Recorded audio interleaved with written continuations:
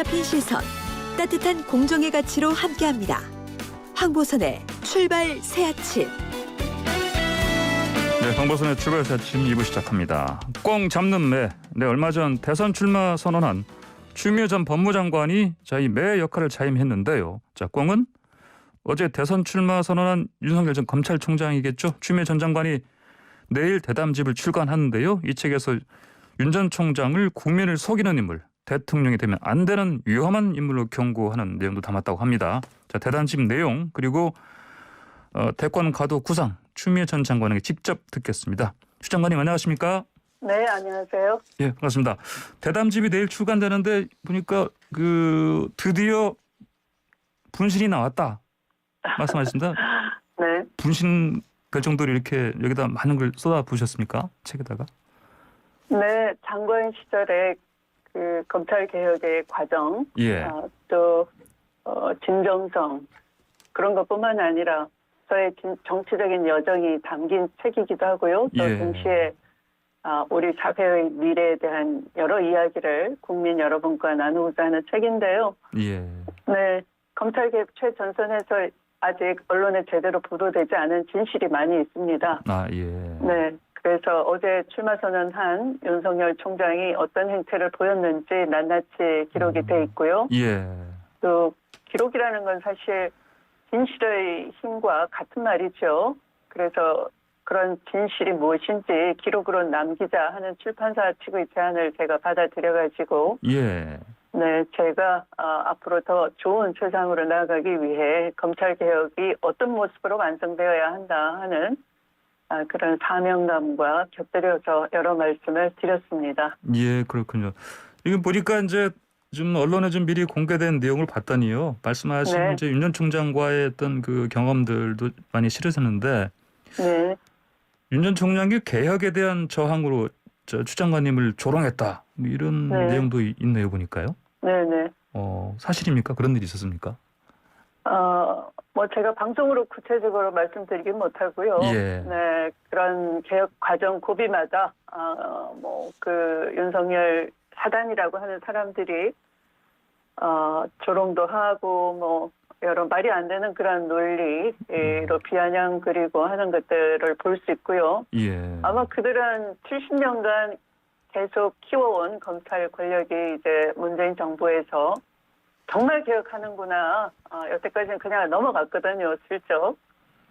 그래서 이 막강한 권한을 바탕으로 해서 자기들이 정권도 한번 흔들어 봤고 또 바꿀 수 있다 이런 경험도 해봤고요. 예. 더 나아가서 검찰총장이 직접 대권에 나와서 정권도 먹을 수 있겠다 이렇게 스크럼을 짜고 있다고 봐졌어요. 그런 사태가 정말 어제 벌어진 거죠.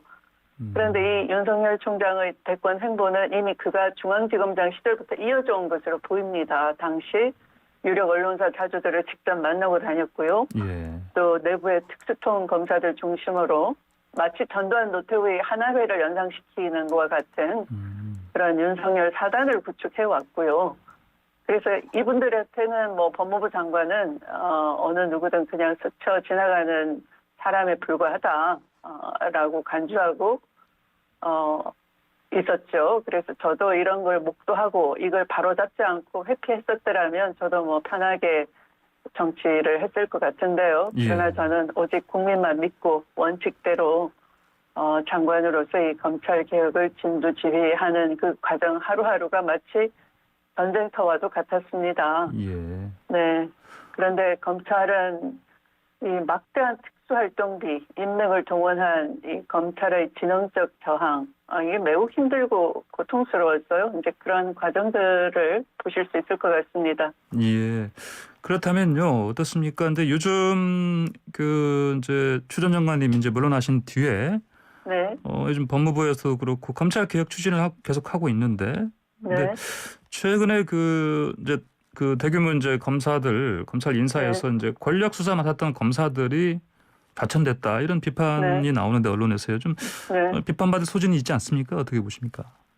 권력 수사라고 하시지만 권력 수사라고 할 수 있는 게 뭐 있을까요? 원전 수사. 예. 이미 다른 수사들은 다 기소돼서 끝났죠. 이른바 김학의 출국 금지 사건을 바꿔치기 해서 뭐 출국을 방해했다, 누가 그런 지시했느냐, 뭐 그런 말이 안 되는, 국민도 동의할 수 없는 그런 장난을 하다가 뭐 그러면 그런 검사들은 계속 그 자리에 있어야 된다, 예. 라는 건지 그건 아닐 것 같잖아요. 근데 오히려 잘 보시면 2,000명의 넘는 검사들 대다수가 예. 뭐 형사 공판부 검사들이고 고생이 많습니다. 네. 경무에 시달리고 있고요. 또 예. 여성 검사들도 상당수는 많고요. 700명이 넘고 이분들도 차별받지 않게 하는 것이고요. 예.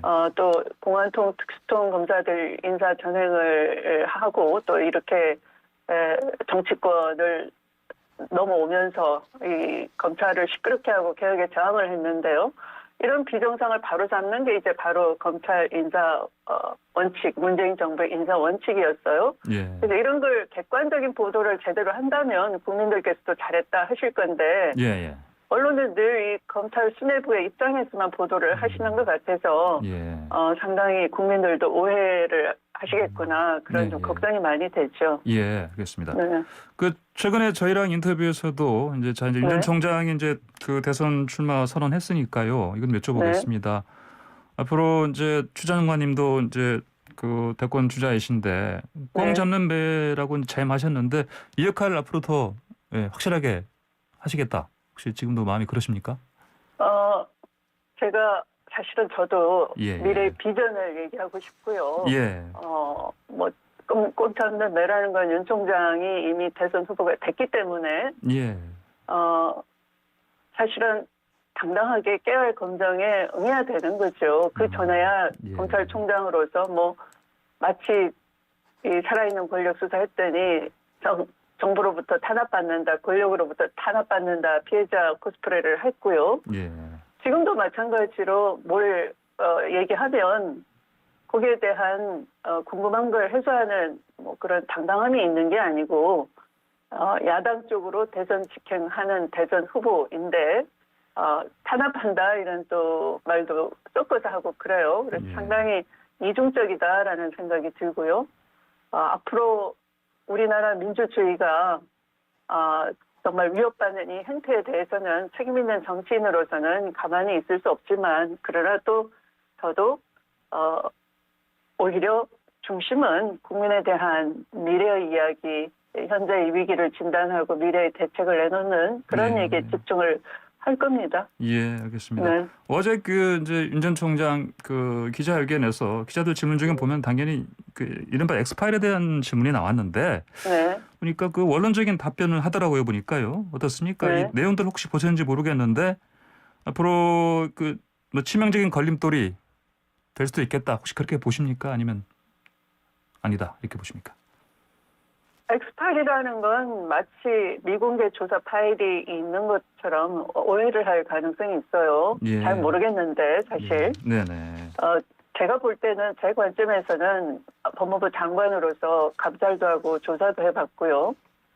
상당히 문제가 심각했습니다. 그리고 검찰 내부의 수사도 이미 진행 중이고요. 예. 또 탐사보도 기자들이 취재한 것도 굉장히 많습니다. 또 해당 피해자들을 통해서 이미 세상에 알려진 내용도 일부 있는 거고요. 예. 그런데 검찰총장이니까 감히 그 휘하에 있는 검사들이 겁이 나서 제대로 수사하거나 기소하지도 못했어요. 예. 그리고 어떤 건 기소할 시한이 지나가지고 뭉개져 왔던 거죠. 그런데 언론이 이걸 수용 갈등이라는 해괴한 프레임을 딱 씌워놓고는 정작 사건은 보도하지 않더라고요. 이상한 보도 양태로 사건이 덮였던 거죠. 예. 그러나 이제 대권 선언을 한 이상 언론들이 정론 검증을 저는 마지막으로 기대하는 것이고요. 예. 만약에 그런 검증을 언론이 일부러 회피한다 그러면 제2의 이명박, 저는 박근혜보다 더 심각하다 이런 생각도 들더라고요. 예. 네, 그래서 언론의 이 진실 보도, 언론 본연의 자세가 상당히 중요하다. 이 검증 국면에서는 그렇게 촉구를 드리고 싶고요. 예.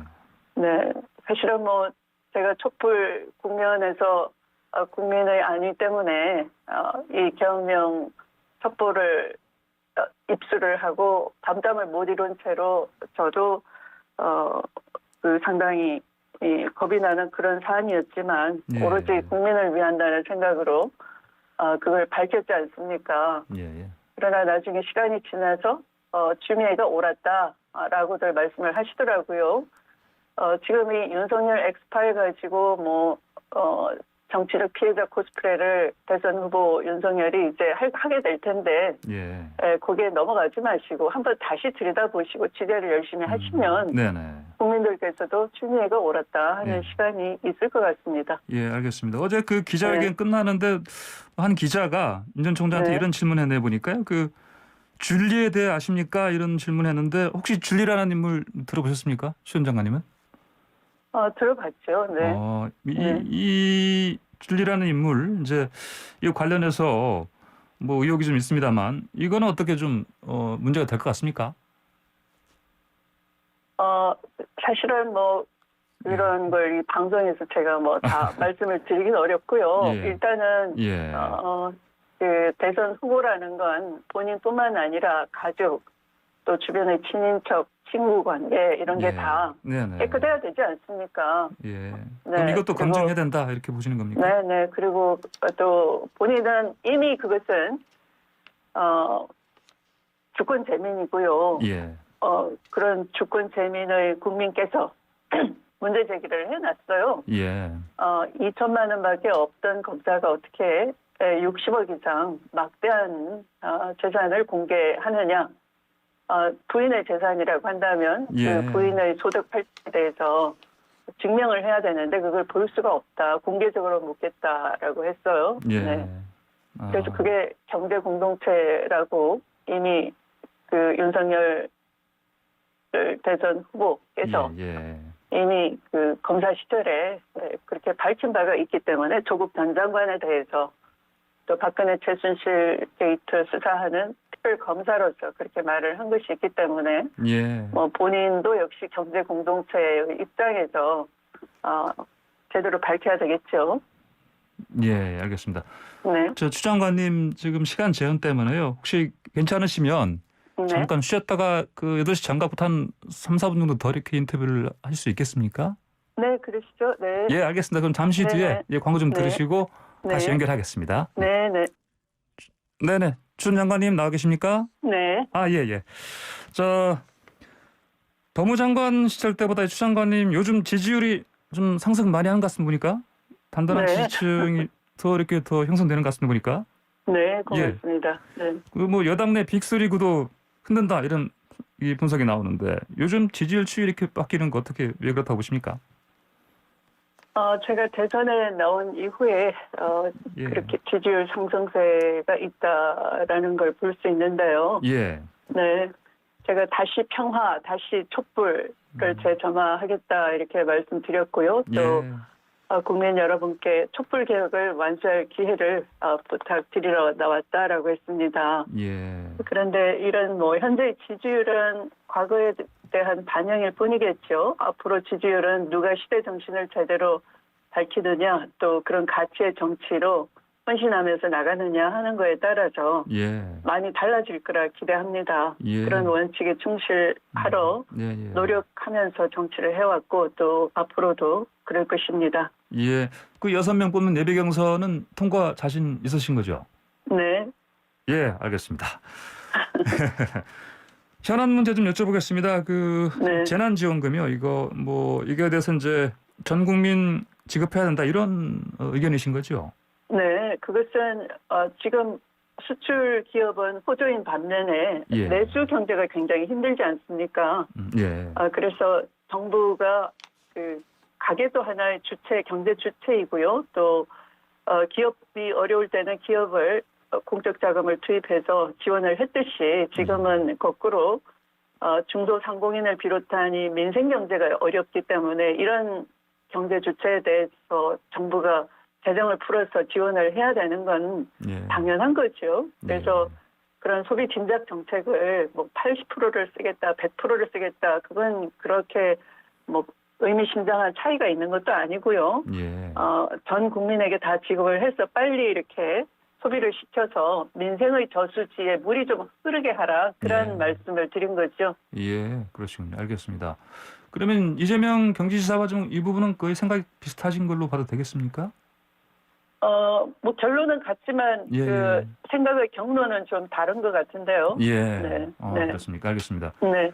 지금 저희가 이 라디오 이제 뭐 전파로만 들을 수 있는 게 아니고요. 그 아시겠지만은 유튜브로도 지금 이걸 함께 할 수가 있는데 네. 추 장관님 인터뷰한다고 하니까 지금 유튜브 보이는 라디오 채팅창에요. 추 장관님 보러 처음 들어왔다 이런 글들이 많이 들어오네요. 네. 반갑습니다. 예, 지지달이 많이 많아지는데 이것도 직접 느껴지십니까? 이것도 요즘. 네. 예, 알겠습니다.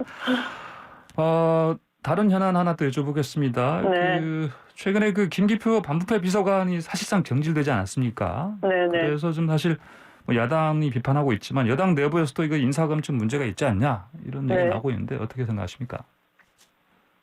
인사검증만으로는 다 알 수가 없는 것들이 많이 있습니다. 예. 네, 그래서 이 윤석열 검찰총장 또는 최재형 감사원장 또 예. 이런 반부패 비서관 같은 분들이 도덕적으로 문제가 있으면 또는 무슨 정치적인 큰 욕망을 꿈꾸고 있으면 고도의 중립성이 요구되는 또 도덕성이 요구되는 예. 또 자기가 흠이 있으면 사정기관의 대표 주자를 할 수 없는 거잖아요. 예.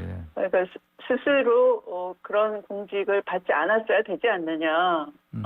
예. 이 공직이라는 게 정말 얼마나 그 막강한 자리입니까? 신뢰를 꺾어버릴 수가 있는 자리인 건데 그게 참 유감스럽다라고 생각을 합니다. 예. 알겠습니다. 네. 추 장관님 오늘 말씀은 여기까지 들어야 되겠습니다. 오늘 네. 말씀 잘 듣겠습니다. 잠시 뒤에 다음에 다시 한번 추 장관님 인터뷰 모실 시간을 마련하겠습니다. 오늘 말씀 잘 들었습니다. 네. 감사합니다. 네, 고맙습니다. 네, 지금까지 추미애 전 법무부 장관이었습니다.